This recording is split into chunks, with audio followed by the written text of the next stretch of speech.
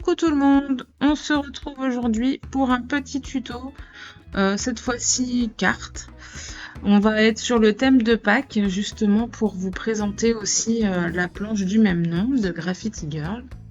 Donc cette planche elle est super sympa, on a quand même un beau bouquet de jonquilles qui est quand même assez grand, un lapin super sympa et puis des œufs forcément. Avec 3 petits textes, donc ça va permettre de faire pas mal de choses avec juste une planche de tampons. Donc là, sur cette vidéo, j'utilise principalement d'ailleurs que cette planche de tampons là et 2 pochoirs. Mais même les pochoirs à la limite sont facultatifs, mais bon j'avais quand même envie d'avoir un peu de texture, donc j'ai utilisé 2 pochoirs. Donc là, je vous montre vraiment tout de A à Z, du tamponnage jusqu'à la mise en couleur. Alors, je vous montre surtout la mise en couleur d'un seul bouquet et d'un lapin, pour voir un petit peu comment je procède, en sachant que le jour où j'ai fait cette carte, je me suis acheté dans un magasin discount que tout le monde connaît bien, une petite palette d'aquarelle et une boîte de crayon de couleur. Donc, j'en ai eu pour moins de 10 € avec les deux. Et c'est encore une nouvelle fois pour vous montrer qu'on peut vraiment faire des belles mises en couleur sans avoir un matériel de fou. D'accord ? J'insiste un peu là-dessus parce que je voudrais pas que les gens soient frustrés et pensent qu'il faut vraiment avoir des médiums qui coûtent une blinde. Alors évidemment, ça je le redis encore à chaque fois, hein, si certains produits coûtent cher, c'est pas pour rien. On voit très vite la différence. Quand on commence à monter en gamme, on comprend tout de suite. Hein, je vous le dis, il n'y a pas photo. Mais n'empêche que avant de pouvoir monter en gamme, il faut bien commencer quelque part. On n'a pas forcément envie d'y mettre le prix. Donc là, vous voyez, je vais vous montrer avec vraiment de l'aquarelle et des crayons de couleur qui n'ont vraiment pas coûté très cher et qui font quand même le taf. Autre chose, là je passe beaucoup de temps, j'aime bien utiliser le pinceau à réservoir d'eau. L'avantage, c'est que vous pouvez faire de l'aquarelle partout où vous voulez, il n'y a pas le problème d'avoir un gobelet d'eau qui risquerait de se renverser aussi. Ou si comme moi vous avez des animaux, des chats qui aiment bien venir sur votre bureau, vous embêter un petit peu et vous renverser par la même occasion votre gobelet, c'est super, on est content. Donc là franchement c'est l'avantage.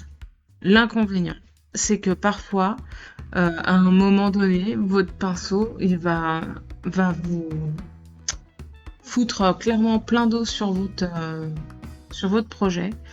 Et donc le temps que ça se remette correctement, vous allez avoir des pigments hyper dilués, donc vous allez avoir l'impression de passer des couches et des couches de peinture d'aquarelle. Donc bon, ça c'est l'inconvénient de ces pinceaux là.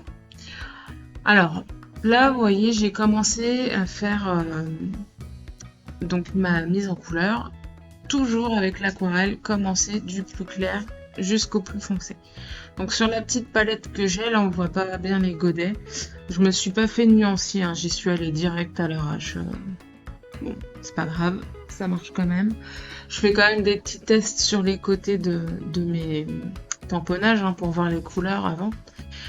Donc j'ai un jaune qui est très clair, un peu pastel. Donc j'ai utilisé celui-là pour faire ma première couche. Ensuite, j'ai un orange, pareil, c'est des couleurs un peu pastel sur cette palette-là, donc elles sont très jolies et elles font quand même assez bien le taf, il n'y a pas de problème là-dessus. Donc là, je reprends le orange et puis je commence à poser doucement les ombres. Alors, pareil, l'aquarelle, quelle que soit d'ailleurs la marque, et que ce soit de bonne qualité ou pas, et là, bon, avec le pinceau à réservoir d'eau, c'est encore plus flagrant quand vous posez la couleur au départ. Tant que c'est humide, c'est super beau, c'est super lumineux. Et ensuite, forcément, l'aquarelle sèche et ça devient un peu plus terne. Ça, c'est normal, ça le fait avec toutes les aquarelles. Il faut du coup remettre des couches et des couches. Peut-être que je ferai moins de couches justement avec un pinceau basique et un godet un gobelet d'eau juste à côté. Puisque du coup, je pourrais mieux contrôler probablement l'eau, ce qui n'est pas forcément le cas avec mon pinceau là. Mais ça c'est pas grave. C'est pour ça que les crayons de couleur, vous allez voir, vont venir après. Pour terminer en fait la mise en couleur et accentuer les contrastes, les ombres, les lumières. Donc ça vous allez voir après. Cela étant dit, j'ai déjà juste comme ça. Alors j'ai pas fait volontairement les deux bouquets en même temps. J'étais partie dans l'idée de faire comme d'habitude. Je commence par la couleur la plus claire et hop, je fais tout en même temps. Puis ensuite la plus foncée.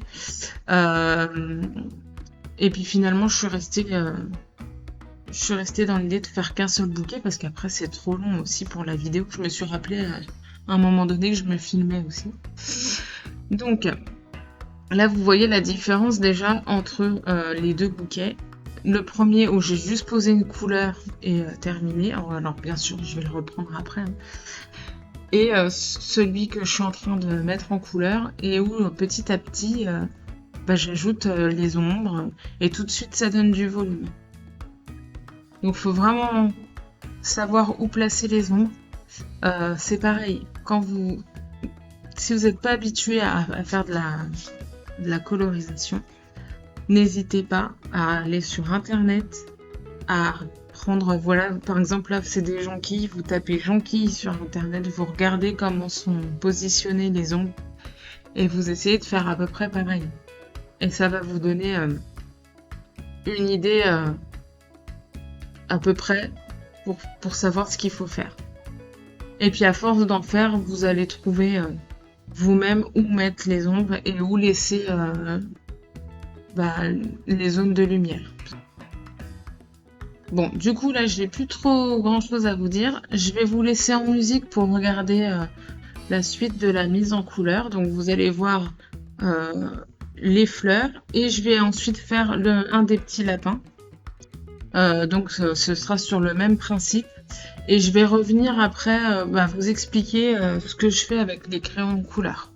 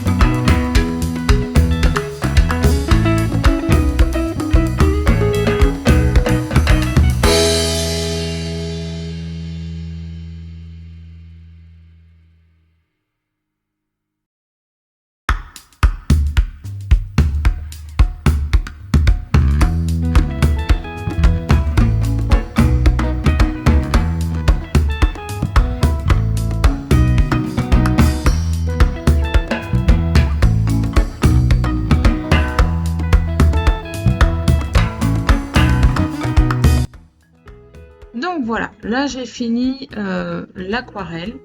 Je passe maintenant au crayon de couleur pour amplifier mes contrastes, pour que mes couleurs soient beaucoup plus vives aussi sur mes fleurs notamment. Le lapin, ça va, j'ai pas trop rajouté de crayon de couleur, mais par contre sur les fleurs, je voulais vraiment qu'elles soient plus vives au niveau des couleurs. Donc j'ai choisi plusieurs crayons de couleur, un jaune très clair, un jaune un peu plus foncé, type jaune d'or, un orange et un marron clair, et puis un crayon de couleur noir pour refaire les traits de mes tamponnages, tout simplement parce que l'aquarelle elle est un petit peu crayeuse, et forcément quand on l'applique sur les tamponnages ou tous les traits de crayon,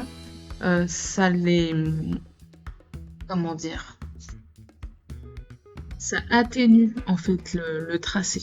Donc moi avec mon crayon noir je reprends ça pour que ce soit beaucoup plus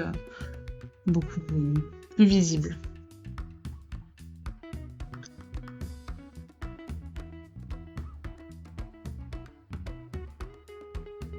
Donc ça m'a pris un petit peu de temps, mais je suis quand même contente. Le fait de rajouter le crayon de couleur, ça me rajoute pas plus de temps pour la mise en couleur. C'est-à-dire que si je faisais que du couche sur couche avec l'aquarelle, j'aurais passé probablement autant de temps, voire même peut-être plus. Là, ça me permet peut-être même d'accélérer un petit peu.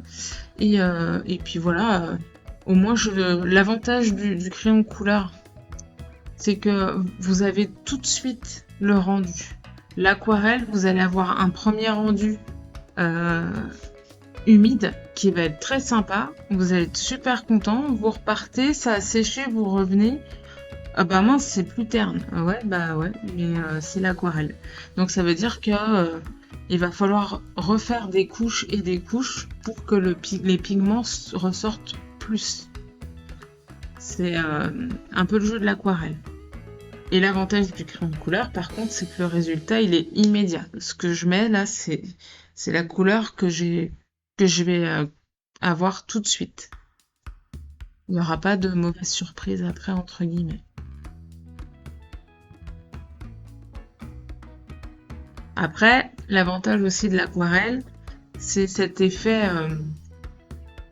assez doux, et je ne saurais pas trop expliquer ce côté un peu transparence que ça peut donner. Enfin, il y a vraiment un truc avec l'aquarelle qu'on n'a pas forcément avec les crayons de couleur ou l'acrylique, où tout est immédiat. Voilà, c'est... Après, c'est chacun ses goûts, mais je trouve que à la limite, vous voyez là, j'ai l'aquarelle parce que j'aime ça et parce que il y a des qualités que j'aime avec ce médium, et en même temps, je peux très bien la mélanger avec le crayon de couleur pour obtenir d'autres effets, ou pour les combiner en fait, pour avoir un rendu final qui me convienne bien. Donc là, vous voyez, alors pas tout de suite, mais vous allez voir après, quand j'aurai bien retourné ma page, la différence entre cette mise en couleur finie et celle à côté, donc qui est pas finie bien sûr, mais voilà, c'est vrai que en débutant la mise en couleur, on aurait plus tendance à faire ce que j'ai fait à gauche. Et puis vous voyez, avec le temps, en regardant, en apprenant, en faisant, bah tout de suite, on s'améliore aussi dans la mise en couleur. Donc faut vraiment pratiquer, trouver des astuces, observer, tout ça, vous allez voir. Il n'y a que comme ça qu'on progresse.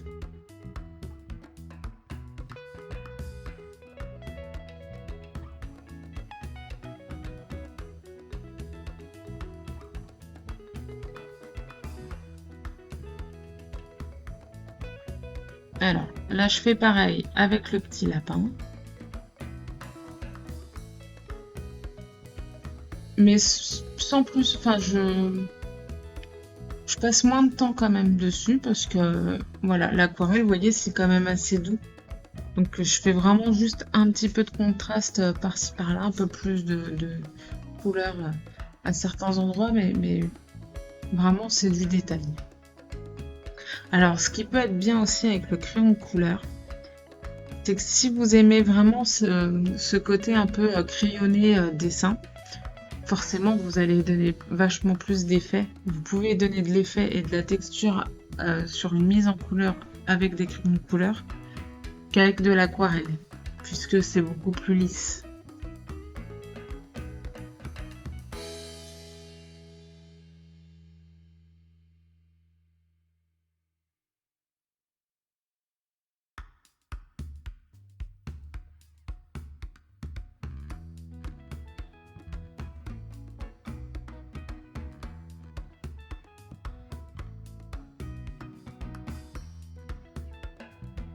Donc là, cette planche de tampons, elle est vraiment bien. Les tampons sont quand même assez grands, donc pour faire de la mise en couleur comme je suis en train de faire, c'est super. Donc voilà, là j'ai terminé. Mes fleurs, mon petit lapin. Voilà. Donc c'est super top. Elle est vraiment bien cette planche. On arrive sur la partie donc de mise en place des motifs et la création du fond. Alors, je reste dans le même esprit que le début de ma vidéo et la mise en couleur. Donc vous savez, pour celles qui me suivent depuis un petit moment, j'aime bien utiliser différents types de médiums pour mettre des choses, enfin pour faire mes fonds, pour mettre en couleur, et là notamment les simples feutres d'écolier, encore une fois, les revoilà. Voilà, donc j'avais envie d'un fond, alors du vert en bas, du bleu en haut, forcément, pour faire un côté ciel et terre, sans me prendre la tête non plus. J'avais un petit peu le sentiment de faire n'importe quoi quand je faisais mon truc. Mais bon, c'est pas grave. Alors là, vous avez vu hors caméra, j'ai mis en couleur les œufs, un autre lapin et puis l'autre bouquet de jonquilles. Ça me permet... alors, l'avantage, comme quand je fais ce genre de choses, et c'est pour ça que je le dis sur toutes mes vidéos, en général, je fais plusieurs tamponnages, je fais plusieurs colorisations, et ça me permet, quand je commence un projet, d'avoir du choix et de pas me soucier des couleurs que je vais utiliser. Donc, alors bon, les jonquilles, c'est jaune, alors je les ai fait jaunes, mais j'aurais très bien pu m'amuser à faire autre chose qui avait rien à voir. Bref. Donc, là, j'utilise le pochoir pierre pour donner un peu de texture, pour avoir un effet vraiment sol. Et j'utilise le pochoir éternel avec les fleurs. Et donc j'utilise de la Distress Oxide. Alors le vert c'est la Twisted Citron. Et la bleue, et ben je sais plus si c'est la Salvage Patina, c'est un truc comme ça je crois. Ou une autre, je sais plus trop. Mais bon, j'ai choisi des couleurs qui se rapprochaient de ce que j'ai fait en fond. Et je suis quand même assez contente du résultat, même si après on ne voit pas trop, mais bon, c'est pas grave. Et donc là commence la fameuse mise en page de mes éléments. Donc finalement, je vais garder le petit lapin gris. Je choisis aussi le papier de couleur que je vais utiliser pour mater ma carte. Et vous avez vu là, j'ai fait passer plusieurs couleurs. C'est impressionnant comme ça donne pas du tout la même chose en fonction de la couleur qu'on choisit. Enfin, vous savez, on le fait sur un autre domaine, hein, mais pour la mode, vous savez, on a des personnes qui viennent vous dire les couleurs qui vous vont en fonction un tissu qui vont vous mettre autour du cou, qui peut être un peu doré ou argenté, et ça va vous dire vous êtes plus dans les couleurs chaudes ou les couleurs froides, etc. etc. Voilà, ça m'a donné un peu cette impression-là avec mes papiers. Bon, ça c'est petite parenthèse. Alors, comme d'habitude pour mes cartes, j'adore faire un petit contour noir pour vraiment donner un petit truc, un petit fini. Alors je fais ça avec un feutre fin à base d'acrylique et je pense à essuyer ma règle à chaque fois, sinon il risque de bavure. Et ça c'est moche quand on arrive presque à la fin d'un projet. Voilà, et donc comme d'habitude, je mets 3 plombes à mettre tout en place.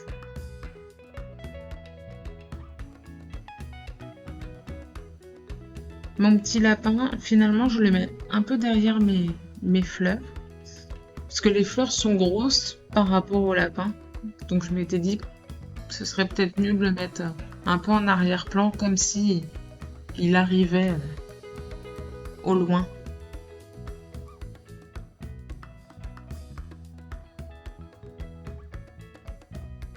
Et donc cette mise en page me convient. Donc voilà, je mets un peu de profondeur en cachant un œuf derrière mon bouquet, en mettant 2 autres devant. Ça me permet aussi de cacher le bas de mes fleurs.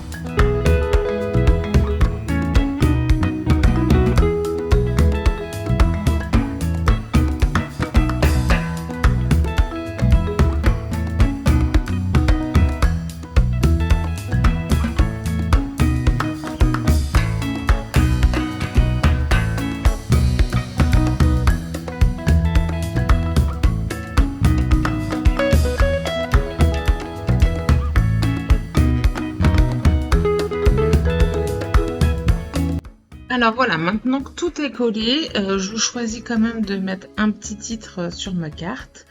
J'aime beaucoup le miam miam c'est Pâques, donc je vais le tamponner en bas, à peu près au milieu de ma carte. Voilà.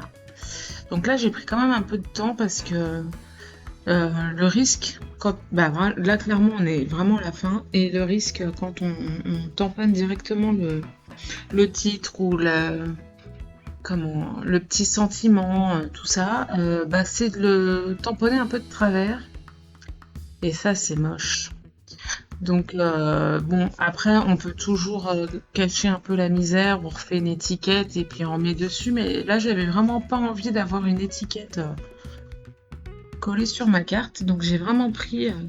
bon, là, ça se voit pas parce que c'est hyper accéléré, mais j'ai pris quand même mon temps avant de tamponner ma petite phrase. Je termine, alors je termine pas, je fais d'autres choses après, mais je mate ma carte sur mon fond jaune, du coup c'est nickel, le jaune correspond à peu près au jaune de mes jonquilles. Je mets un petit peu de texture, je rajoute des petites choses avec les Nuvo Drop, donc j'en mets un petit peu partout. Blanc pour que ce soit là sans être trop là, je veux pas que ce soit trop présent. Je remets un peu de vert aussi. Bon, voilà, c'est vraiment histoire de faire des petites, voilà, un petit peu de relief. Et puis ça faisait longtemps, donc je rajoute des paillettes, je rajoute des sequins. Alors là, c'est les petits sequins blancs. Voilà, je voulais pas mettre du doré, je voulais rien mettre. Elle est déjà très colorée ma carte, donc je voulais quand même rester sur quelque chose d'assez assez neutre. Donc voilà, voilà. Donc ma petite carte est terminée. J'espère que ce petit tuto vous a plu. N'hésitez pas à mettre un petit pouce en l'air si ça vous plaît, à vous abonner si c'est pas déjà fait. Un petit commentaire aussi, c'est toujours sympa. Et puis on se retrouve plus tard. Bye bye!